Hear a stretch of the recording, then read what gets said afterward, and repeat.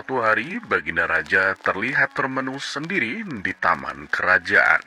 Dikabarkan ia sedang dilanda masalah yang membuatnya tidak bisa tidur.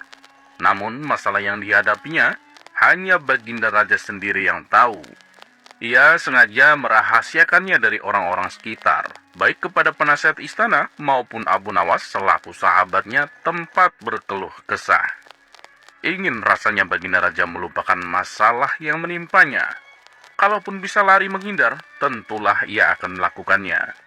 Tapi kenyataannya, permasalahan yang dihadapinya terasa seperti mengikutinya kemanapun Baginda Raja pergi. Sejak saat itu, Baginda Raja sering terlihat melamun seorang diri. Kemudian, penasihat istana mendekati Baginda Raja. "Maaf, Paduka yang mulia. Hamba perhatikan belakangan ini Paduka terlihat murung. Hamba khawatir Paduka nanti akan jatuh sakit. Apakah ada sesuatu yang Paduka pikirkan?" tanya penasihat istana. "Tidak ada apa-apa. Aku baik-baik saja. Kamu urusi saja pekerjaanmu," jawab Baginda Raja dengan memalingkan wajahnya. Penasihat istana pun hanya terdiam. Ia merasakan gelagat bahwa Baginda Raja sedang dilanda masalah yang besar. Dikarenakan Baginda Raja tidak mau berterus terang, penasihat istana tidak berani membujuknya untuk menceritakan masalah yang dihadapinya. Makin hari, sikap Baginda Raja semakin tertutup. Bahkan kini enggan menerima tamu. Hal ini membuat para pejabat istana menjadi sangat khawatir. Apa yang harus kita lakukan? Makin hari Baginda Raja terlihat mengkhawatirkan. Ini sangat buruk untuk kondisinya. Jangan sampai Baginda Raja nanti jatuh sakit, kata salah seorang menteri. Iya betul, aku juga cemas melihat sikap Baginda Raja belakangan ini. Aku sudah coba membujuknya supaya mau menceritakan masalah yang dialaminya. Tapi beliau malah memalingkan wajah. Baginda Raja memilih menutup diri, beber penasihat istana. Saya ada saran. Bagaimana kalau masalah ini kita sampaikan kepada Abu Nawas? Biasanya dia tahu solusinya, ujar salah satu menterinya.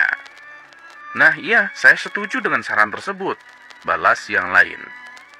Maka beberapa menteri istana segera mendatangi rumah Abu Nawas. Melihat yang datang adalah para menteri, Abu Nawas sempat terkejut. Karena biasanya yang diutus Baginda Raja adalah prajurit istana.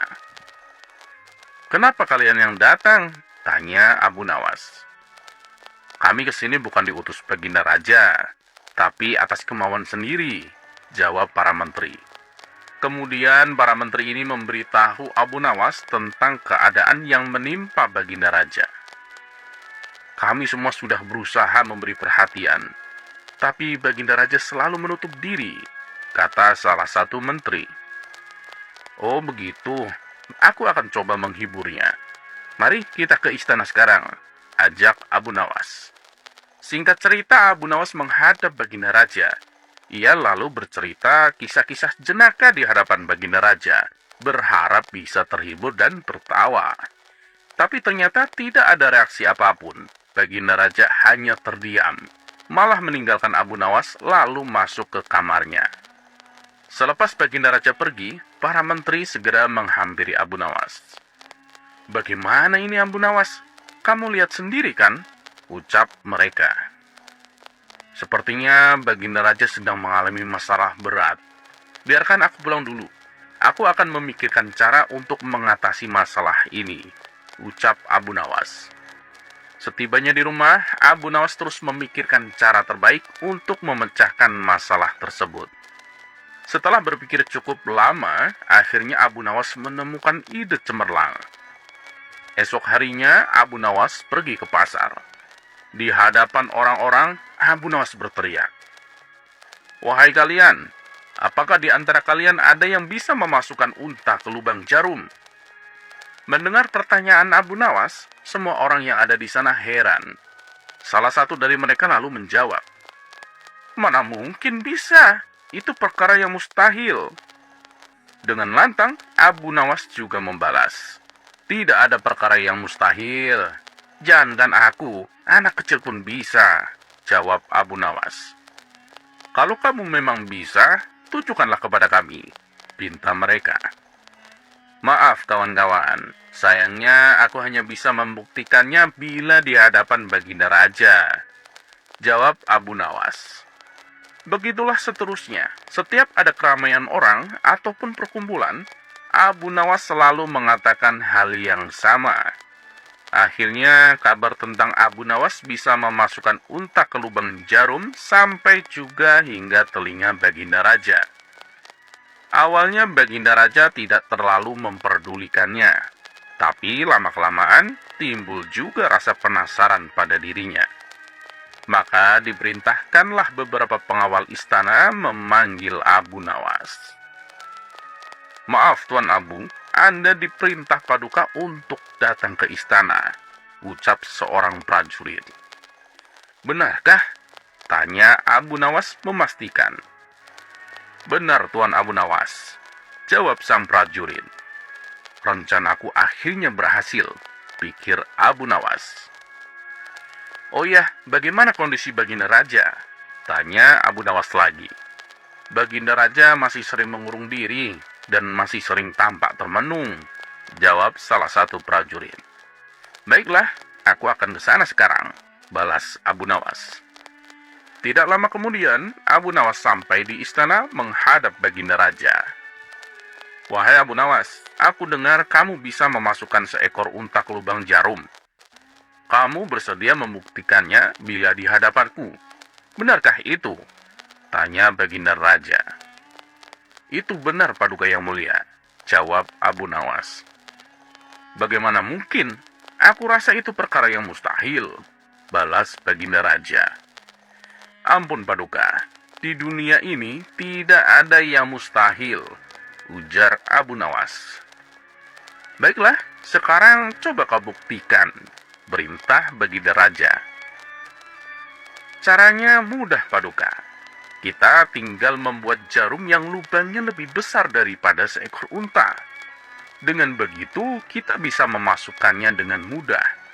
Bahkan anak kecil pun bisa, jawab Abu Nawas. Kalau caranya seperti itu, semua orang pun bisa melakukannya. Berarti kau telah menipu semua orang, termasuk aku, ucap Baginda Raja. Hamba tidak pernah menipu siapapun, dan hamba juga tidak pernah menipu Paduka. Hamba tidak pernah mengatakan bahwa jarum yang hamba maksud adalah jarum yang kecil, balas Abu Nawas. Iya, itu benar. Tapi apa maksud dari pernyataanmu itu? Tanya Baginda Raja. Hamba hanya ingin mengatakan Paduka, ada hikmah dari pernyataan ini, jawab Abu Nawas. Hikmah? Hikmah dari mana? Tanya Baginda Raja. Bukankah tadinya Baginda Raja tidak percaya kalau hamba bisa memasukkan unta ke lubang jarum? Tapi setelah hamba jelaskan, Baginda Raja baru mempercayainya. Begitu juga dengan permasalahan yang sedang kita hadapi, Paduka. Sebesar apapun masalah, sebesar apapun bebannya, tapi kalau hati kita lebih besar, hati kita lebih luas saat menghadapinya, maka semua masalah akan terasa lebih ringan. Itulah gambaran seekor unta bila dimasukkan ke lubang jarum. Sepintas saat kita menghadapinya, pasti itu mustahil dilakukan. Tapi bila hati kita luas dan besar, maka pikiran kita juga akan mengikuti. Dan pada akhirnya, masalah yang kita anggap mustahil diatasi, menjadi mudah dan ringan untuk dijalani. Bagaimana kita akan bisa menang bila kita menghadapi masalah dengan hati yang sempit? Tutur Abu Nawas. Seketika Baginda Raja terdiam. Ia terus merenungi ucapan Abu Nawas. Suasana pun mendadak menjadi hening. Tidak berapa lama, Baginda Raja pun berkata, "Terima kasih Abu Nawas, kau telah menyadarkanku.